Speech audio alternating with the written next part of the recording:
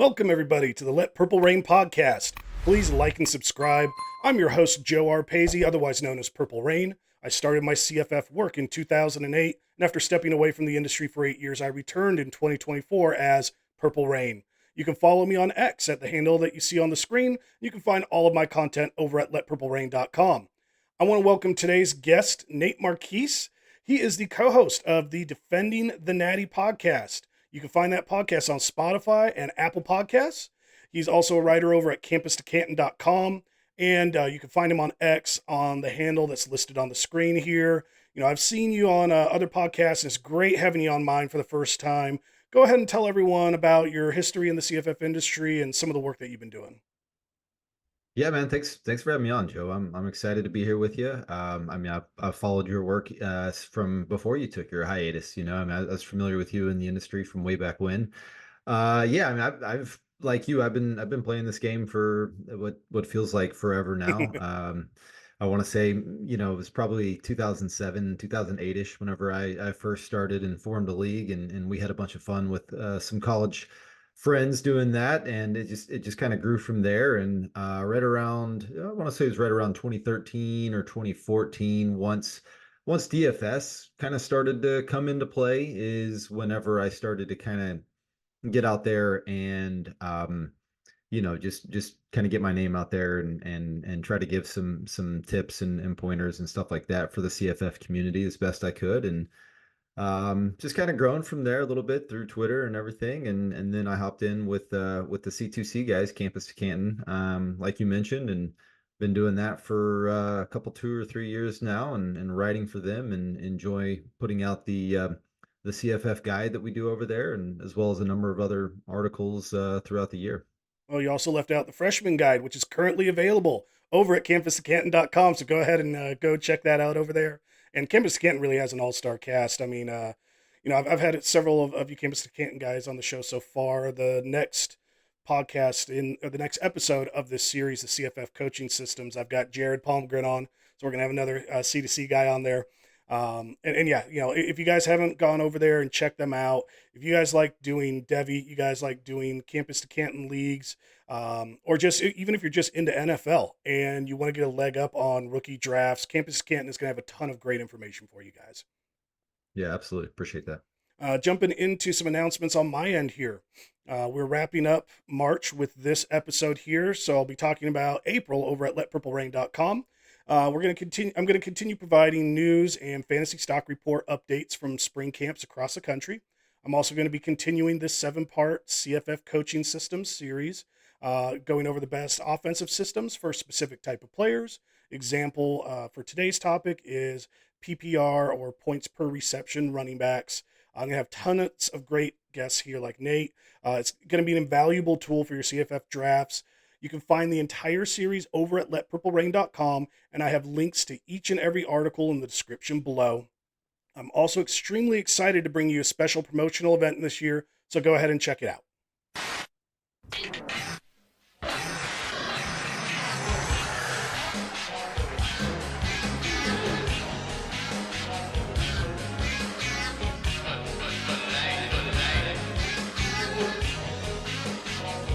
Do you love college football? Do you love fantasy football? My name is Joe Arpasi, and I have just the thing for you. I'm the man behind letpurplerain.com, your premier college fantasy football resource. And I'm hosting a 52-man college fantasy football league. New world order. The winner of my league is going to take home this custom championship belt, provided by this league's sponsor, armchampionshipbelts.com.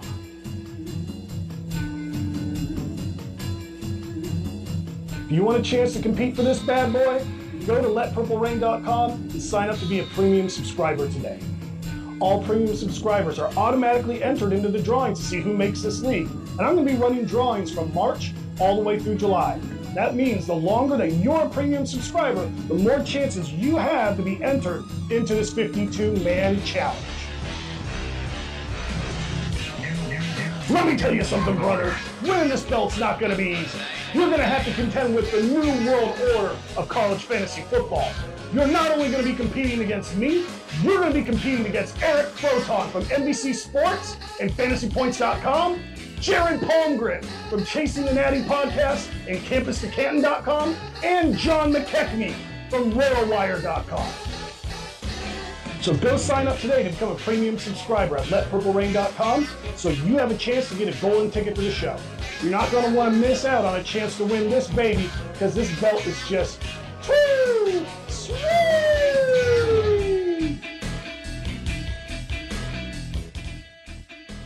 Guys, I am so pumped to be hosting the 2025 Battle for the Belt 52-man league challenge. Special thanks to our sponsor company, ArmChampionshipBelts.com. I'll be doing the second of 6 golden ticket giveaways live here on YouTube on Wednesday, April 9th. If you aren't already a premium subscriber, sign up now so you'll automatically be entered into the golden ticket giveaways. Also want to give a shout out here to my CFF apparel shop. I have a link in the description below. Got short sleeve, long sleeve t-shirts, tons of color options, can koozies, and later this summer I'm going to try and get some more designs in there for you guys. All right, now as we transition to today's show, we're going to be reviewing the top CFF coaching systems for PPR running backs. YouTube will be the home of the preview show, where we are going to review the top number 11 through 15 coaching systems. LetPurpleRain.com is going to be the exclusive home of the top 10 coaching systems.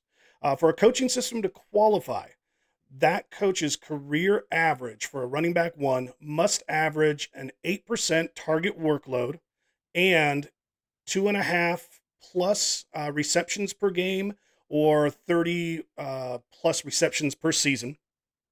I rank these coaches on a system that's kind of a combination of the career average fantasy points scored by the running back one and the amount of seasons that I have logged in my database, which goes back to 2018.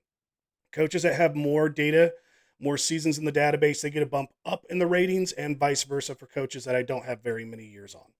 Now that that's out of the way, let's dive into some college fantasy football.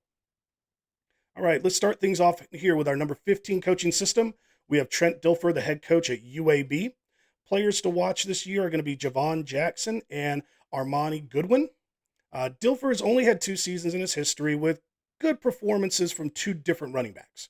Jermaine Brown was the best season with 220 fantasy points, 53 targets, just over 400 yards and 1 touchdown. And Lee Beebe last year was held just under the 200 fantasy points, but he still got over 40 targets. Jalen Kitna returns at starting quarterback, and Armani Goodwin has limited experience, but he is a former LSU player. And Javon Jackson transfers in from UTEP after scoring about 150 points there last year. You know, looking at the situation here, Nate, do you like either of these running backs in terms of fantasy drafts? Probably more Javon Jackson. At this point, Armani Goodwin, I mean, it's been 3+ years now, and I haven't seen anything from him. So, I mean, this is just a ghost, really, in my opinion. And so, yeah, I mean, I think I saw enough from Javon Jackson to like what I saw this time at UTEP. It seems like a good fit for him, and he was kind of handpicked by this staff. So that would be the direction I'd lean here. But I mean, it's just, you got to prove it to me, Armani, and he hadn't done it so far. Yeah, and that's why I mentioned, he's had limited experience, but he is a former SEC guy. So, like, how far can you stretch that? I don't know, but I'm agreeing with you. Like, this definitely seems like Javon Jackson. This should be his job. And, I mean, I'm not going to plant my flag. I'm not going to make that hard of a statement, but I wouldn't be surprised if he should be a lock for 200 fantasy points. Yeah, I mean, it's bottom end of the draft. I mean, if you're doing a 30-round like best ball draft, I mean, he seems like somebody you could get really late, in that kind of mid to late 20s, and could pay off handsomely for it for such low cost. And I wouldn't be surprised over the summer that cost might go up. Like myself, I'd probably be willing to reach for him in the lower teens, just for that, and especially if it's a full PPR. So. Just something to keep in mind too, of like, he may not be a guy that you can get at round 25 come June or July. All right, switching over to our number 14 system, we have Ryan Gunderson, the offensive coordinator at Oregon State. Anthony Hankerson is the volume pig to watch in this backfield. Gunderson, he had a shift in his PPR usage once he arrived at Oregon State. At San Jose State, Dijon Parker had just 27 targets. At Oregon State last year, Anthony Hankerson had 40 targets. Hankerson is back. He looks to be the centerpiece of this offense. Is there any scenario where you can see the running back being targeted less this year over in Corvallis? No, I mean, we have to consider just those 40 targets where for the first basically 5 or 6 games of the season, the first half of the season, that was with him sharing the Mm-hmm. backfield with Jam Griffin, which he's not anymore. Griffin burned up his eligibility last year. So he's going to have that backfield primarily to himself. And I mean, I think that's why a lot of people are considering Hankerson as a potential, like first round pick in a lot of these CFF drafts. He looks like he's going to be the bell cow. And so you would have to think if he had 40 targets last year, that's only going to continue to rise. I mean, I could see 50 being within his range of outcomes, and it doesn't look like it matters who the staff is there at Oregon State, man. They just love a bell cow up there in Corvallis. And a PPR guy, and Yeah. looking at the passing, I agree with you. Like, I think Hankerson is hands down top 5 running back preseason.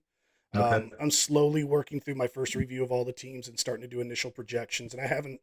I'm in the ACC right now. I have not gotten to the defunct Pac-12. I can't call it the real Pac-12 anymore. But like you said it. He's going to have the backfield all to himself, and we don't consider Malik Murphy an elite quarterback, Right. but that Right. quarterback play is going to improve compared to last year over there too. And if he's not seeing people open downfield, he knows one of his best players is there. They can dump the ball down to. So I'm with you. I would Yeah. not be surprised. 50 targets would probably be a good floor. I'm willing to bet for him, and with 60 not being unreasonable. Yeah, I mean, there's nothing about that wide receiver room where you're like, oh man, yeah. I mean, Malik Murphy's got so many incredible weapons to go downfield with. No, I mean that's not at all what the makeup of that roster is. So Mhm. yeah, I think, I think that they're he's basically going to be the second option most of the time in the passing game. So I could see them dumping it down to him or catching him, out in the flat or whatever, quite often. Screenplays, if they were smart, they'd just run a ton of Mhm. screens with him. Yeah, yeah, he does very well in that situation. So it seems like he could be looking for an uptick in targets, and that'll help justify the price tag that goes with him, because right now, like I said, it's costing you a late first rounder. Yeah, and you look at that jump from San Jose State with 27 targets to what we saw last year. My gut tells me he shifted that PPR usage to, feature one of his best offensive players. So that would lend toward that PPR value going up this year, in my opinion. Yeah, I agree. Moving on to our next coaching system here, we've got number 13, and I can never say this right, guys. Mike Bachnin, Bastian, Bachnin, Mikey B. I'm sorry, man. I'm trying here. He's our offensive coordinator over at UMass. Running backs that we're looking at this year would be Brandon Campbell and Rocco Griffin. When you look at this history, it's very up and down. I'm viewing 2019 as an outlier. The pass production was super low. AJ Dillon scored 284 fantasy points from the ground game. If you remove that 2019 season, the career averages for targets, it switches from 47 with it switches to 47 with a low of 25 and a high of 72. That's a really wide range of outcomes once we remove 2019. Evan Hull's 2022 performance really swings the yardage with that 546 yards. Um, and one thing that doesn't help here, CJ Hester, he entered the transfer portal. Brandon Campbell, Rocco Griffin are left fighting, for the starting job. When I see the inconsistent history here with Hester gone, I'm not willing to invest in this running back room, or at least until we get some news out of spring camp that some guy's just running away with this job and it may not be a potential split backfield. Nate, do you agree, or do you have a different viewpoint here? Yeah, it's not a backfield I'm definitely targeting. I haven't even looked at UMass's schedule yet. Are they full on MAC schedule now, or are they still playing some independent slash hybrid schedule. Have you noticed at all? I've not gotten to that yet. Okay. I know my scheduling articles I think are coming out in May, so I'll probably be starting to do work on that like in Yeah. April to dive into it. Like I mentioned, I'm kind of doing my first pass of team reviews and projections. So I haven't sunk my teeth into scheduling quite yet. Yeah, I mean, if they're working with a max schedule and they've got a couple of fairly easy non-conference games, then maybe I'm willing to just kind of take a shot here or there at this backfield. For me, it's probably Brandon Campbell.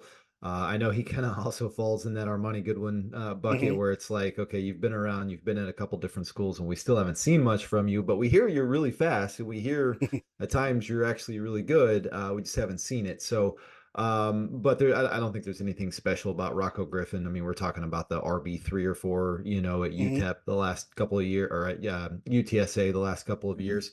So, yeah, I mean, what Evan Hull did in 2022 is super impressive from a receiving standpoint. It's so But out of the norm. yeah, it's just, boy, it's really hard to think that that's going to be something duplicated by one of these two guys. But I mean, heck, you never know. I mean, it's not like Northwestern was in a position to to have a really strong RB1 that season, but Evan Hull was solid. So maybe they're gonna highlight one of these two guys out of the backfield, and their receiving production does see an uptick of 40 plus targets. I'm with you. I have a tough time Yeah. banking too much on that. Maybe they get a guy in the spring portal because the cupboard's I not think that's completely barren, but yeah. it's not filled with a lot of food either. Right, yeah. And a realistic expectation as I look at these numbers because they're all over the place. And like I Hmm. said, I haven't done a first round projections yet on these guys, but like I would probably guess about 32 targets if I was going to just have to make a projection on the spot. Like, I'm looking at 18, 25, 45, 47, and I'm ignoring the 72. I'm like, probably have it somewhere in that 32 to 34 range would be my best guess if you just have one guy who is the guy in the backfield. And it's when you don't have a lot of talent and you're not getting 40 targets, it's not, yeah, like it's not too appealing, but Cam Hole kind of rises Coach B's stock on here where it's like, I kind of feel like I have to include him too. And that's just kind of the nature of some of this. He has had some fun running backs. I mean, Mm-hmm. between Bernard and Porter and Hull and AJ Dillon, I mean, it's like, yeah, not it's inconsistent what happens in the pass game with them, but they're consistently pretty good, especially when they're healthy. So, Mm-hmm. and for a lot of those were pretty bad teams, Yeah, and he still made the running back relevant, which is sometimes a bit of a challenge. I agree. All right. Our next coaching system here at number 12 is Joe Moorhead, head coach at Akron. Players to watch as of right now are Marquise Williams and Sean Patrick. And I want to start with the running back room for 2025 when looking at this. There's very little talent right now. Okay, this is another one of those barren cupboard sort of situations. Williams and Patrick have played in a total of 5 games. Very likely Akron signs a running back in the spring portal to be the starter. Um, how good that player is, who knows? That's a huge question mark. I'm just bringing that up just because we don't know what that's going to be yet. So it's a big wild card here. But looking into Moorhead's history, 2024 and then the years of 2019 through 2018 are the years that have less than 30 targets. Last year, the RB1 and RB2 combined for 48 targets. I'm kind of bringing that up because you know, I don't think that last year was too out of the norm when you start bucking both of them together. And I don't remember the split count. And I mean, Akron's not a team worth paying too much attention to in fantasy, Right. unfortunately, anymore. And I like Joe Moorhead a lot as a coach, but Yeah. so I don't know if they were splitting backs or not. And that's why I wanted to at least bring up if they were like both those guys combined for 48, which is around what we see from some of these other years from their RB1. But his RB1s at Akron have not found fantasy value. It's ranging between 155 to 107 fantasy points. If Williams and Patrick are the running backs, that's exactly what I'm going to expect here. And I think this is a make or break year for Joe Moorhead. I mean, if he doesn't really do something, I wouldn't be surprised if he's canned or really close to it. Um, let's hypothesize here that Akron signs a talented running back in the portal. Could you see yourself taking a dartboard throw on that guy at the end of a fantasy draft? Or do you just see this low Akron output of these running backs that you'd stay away? Could I see myself doing it? Yeah, it's because I've pretty much done it every year with Joe Moorhead. Unfortunately, it's not been a fruitful endeavor Hmm. ever since he's got to Akron. But I mean, yeah, this is a guy when he took that job, I was really willing to invest in running backs. I mean, like you've got up here on the screen. I mean, Travis Dye, Kylan Hill. This was the offensive coordinator and play caller for Saquon Barkley with his incredible season there at Penn State. And receiving wise, I mean, he had over 50 catches and over 600 yards receiving that season. So, yeah, it's somebody that would interest me, but honestly, it's gotten so ugly at Akron that Hmm. it's really hard to justify at this point um, putting any value or any stock into the Akron running back room. So yeah, I mean, it would probably have to be somebody that is playing way below where he Yeah. should be to end up at Akron. But that player still showed us enough. Like so, I would agree with you. Like like let's say a guy from the SEC or Big Ten. But if it was just a guy who's been riding the bench, we wouldn't be that excited. Like it'd have to be someone who's gotten in, had some game experience, shown flashes, and he's using that to justify just feed me 40 times, a game. Yeah, um, yeah, and but that's I can't see a guy like that going to Akron's my problem. right, and that would have to be what Joe Moorhead would sell that person on Hmm. because it certainly isn't going to be like NIL or something like that. No, So I mean, maybe I'm just talking myself into it. Yeah, yeah. If this guy goes there, then Moorhead's told him he's going to get 25 touches a game type deal. So I don't know. that's the only way I could see it happening. And yeah, I'm not. I've got no interest in Williams or Yeah, Patrick here. exactly. And I, like I said, I like Joe Moorhead right Yeah, now, unless like it is something like a guy who's coming from Big Ten, maybe Big 12, yeah. SEC, and they've had flashes, in game experience. That might be the only thing that might make me interested. But I'm going to be honest, I don't even know if I'd want to take a chance with my last running back, you Right. know, uh, deal, in a best ball. Because if you're in redraft, guys, just don't even draft anyone from Akron. They're guys that you watch for the waiver wire at the start of the year. Okay. Our last coaching system that we're going to review on the preview show here is Bill O'Brien, the head coach at Boston College. Jordan McDonald and Turbo Richard are the two main players that I've identified here. Bill O'Brien, he makes this list really from his years at Alabama. And in those 2 seasons, his running backs got 56 and 43 targets. That changed last year when he took over Boston College. His top two running backs, they combined for 37 targets. There's limited PPR value here for Boston College in 2025. This is another example of where I say, like, I kind of have to include a guy in the list because he has that fantasy performance in his history. It's not the best fit for this year, but we at least know stuff that he has done in the past. Looking at the two guys, McDonald and Williams, they played in 7 and 8 games. McDonald has more targets, but Williams has more receiving yards. When it came down to last year and how to break it down, and like me personally, I do like Jordan McDonald quite a bit. I think Turbo just might be a guy that maybe it just all clicks in the spring and we start hearing news. But what do you think will end up with this position battle and who will walk away the winner? I personally think it's going to end up being mostly a split backfield, to be honest with Hmm. you. I think I don't know that either one of them walks away a winner. I'm with you. I like the talent that I saw from McDonald in what was really limited snaps last year. And that does worry me that his snaps were so limited. It was like even after he had like a couple really nice games in a row, and then once Robichaux and one of the other guys got healthy, they just kind of put put McDonald right back on the bench real quick, and I thought that was interesting. So yeah, I think this is going to be more of a split backfield. I honestly don't know who out of these two has the best kind of receiving chops Hmm. or profile that would fit that.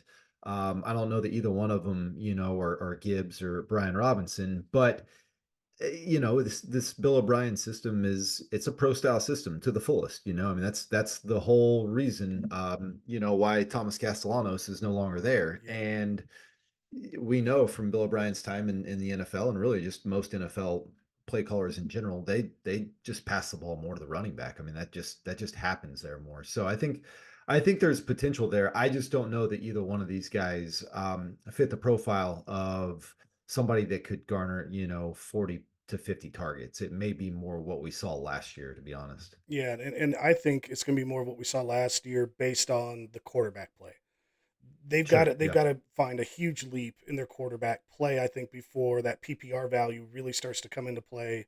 Um, like talking about this position battle and just kind of where I'm sitting, I'm leaning McDonald as of right now as kind of the favorite. He was that guy, the first one out there. Once Robichaux and the other guys went down, he was the primary number two. That's my position until I start hearing news from spring camp. And so I'm going to be very fluid, but I'm starting with McDonald to be the main back. Other guys are just going to play a secondary role, and I'm going to let news shift me away from that thought process, just because we did see that approach last year from Boston College. Yeah. But my statement of why what I talk about for McDonald, it is based on right now. That's what I think.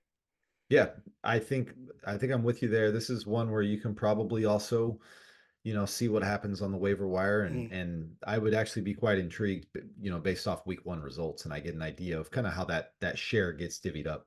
Yeah. All right. I want to thank everybody for watching the CFF Coaching Systems PPR Running Backs Preview Show here on the Let Purple Rain podcast. Please like and subscribe if you haven't already. This is the fourth of a 7-part series on CFF Coaching Systems. It's once again, I'm going to say it's an invaluable tool for your CFF fantasy drafts. You can find the entire series at letpurplerain.com, and I have links in the description below for each article. I'm going to continue to have amazing guests just like Nate through the remaining 3 episodes here that will be covering wide receivers and tight ends. And I'd like to thank Nate Marchese for being on the show. Once again, you can find him and his work on Defending the Natty podcast over on Spotify and Apple Podcasts, over at campustocanton.com. And you can follow him on X at the handle listed on the screen. Nate, do you want to go ahead and tell everyone about any things that you have planned coming up here in April and for the rest of 2025? I'll be honest with you. I've got a number of articles planned. I don't know what order they're going in, so it's hard for me to kind of promote them. But yeah, I have a number of articles specific to just a couple of them that come to the top of my mind. I'll have some stuff on our year 1-0 wide receivers, which a lot of people that are familiar with Campus Canton are familiar with that term. Um, and honestly, I've got about a list of 10 different articles that I'm slowly working on, and they'll just start to funnel their way out here over the next couple weeks. So just tune into campuscanton.com and you'll be able to find them over there. Yeah, with the whole team that you guys have, I imagine how you might not be sure exactly when they're all going to go out, and versus someone like me, I'm a one-man show. I have my entire content schedule lined out for the entire year, week by week, day by day release dates. But that is something that I helps me stay organized. That's why I could say on the spot, I'm pretty sure my scheduling articles are coming out in May. So I definitely I've got that structure because it's just me. Yeah. Nobody Yeah. nobody else I'm fighting for to get on the page. So I uh, do have I did recently release the pre-spring stock up, stock down reports for each position, okay. as well as what I call the nuclear option, which has it's an article with a list of about 5 players that not a lot of people are targeting or prioritizing, but have the ability to just go nuclear and have an incredibly high ceiling if a couple things fall right for them. I remember reading that last year, and I liked that idea so much. I'm going to be doing a nuclear option show on the podcast. All right. Off the top of my head, I don't remember if that's probably a June. I'm guessing, but I will be highlighting different positions that concept because I do think, especially like a best ball, it really is an Mhm. important concept to focus on and to think about. And it could even be if you're in a redraft league, targeting guys like putting them on your watch list just in case. Like Yeah. hey, if somebody goes down, like I know this guy's talented enough that he'll be one of the biggest waiver wire pickups all year. So that nuclear option is a great idea that, was it last year that you first brought it up? I know that's the Yeah, first time yeah, I I've just saw done it. it twice. Yeah, I've done it twice. Yeah. I want to thank everybody for reading and watching at letpurplerain.com and here on YouTube. You guys are the reason I can keep doing this work. Your support helps more than you know, and I'm extremely grateful. Special thanks, goes out to one of my newest premium subs, Brandon at HTownB. He signed up for a monthly premium subscription. I want to also throw out there that I offer a 30% discount for annual premium subscriptions. And whether you sign up annually or monthly, you'll automatically be entered into the drawings for the Battle for the Belt 52-man league. And I've got tons of amazing content coming here through the rest of 2025. Once again, please like and subscribe. If you enjoyed this video, check out the rest of my fantasy draft prep videos. You'll find a link at the end of this video. Thanks for watching Let Purple Rain Podcast. Your CFF reign starts here.